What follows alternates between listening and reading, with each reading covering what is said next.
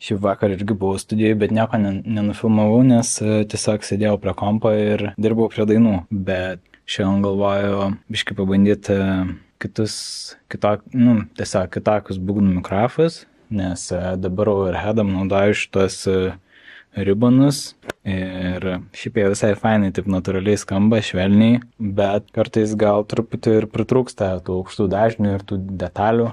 Labiau standartinis variantas būtų tiesiog mažos diafragmos kondensatoriniai overheadam. Bet iš dalies prie šitų perėjau prieš keletą metų, kai dar grodavom su tokiam pigiam šaižiom lėkštėm, tai šitie šį padėjo ir įrašinėjau ir kambarį. Čia kažkur užkišęs, tam naudoju tokias PM7 padėlkas, kurios neįtin smagiai skamba, tokios gana trešį. Galėčiau pastatyti kaip kambario mikrofus tos ribbonus. Overheadam turiu irgi biudžetinius, bet ir tokius mažus kondikus, kurie gal visai tiktų. Pradžiai reikia turbūt pabandyti įsirašyti, kaip dabartinis variantas skamba ir tada kita.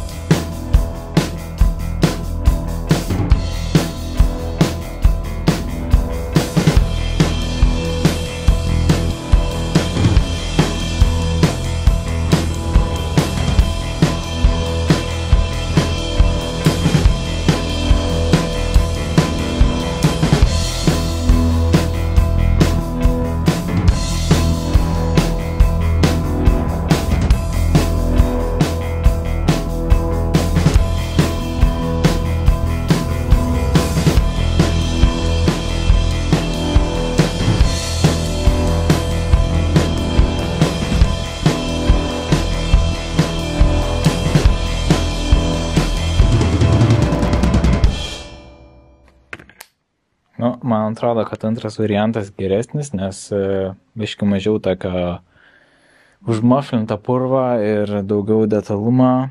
Tik tai pastebėjau du dalykus. Vienas tik, kad fluoro mikrofas kažkaip traška. Biškai pripurškiau į visas laidų jungtis kontaktų valiklių ir tikiuosi, kad padės. Ir saulininkas kažkaip nelabai fainai skambėjo, toks. Tai tiesiog biškai patempiau plėvę. Man rodos, kad gal buvo biškai jau atsileidęs.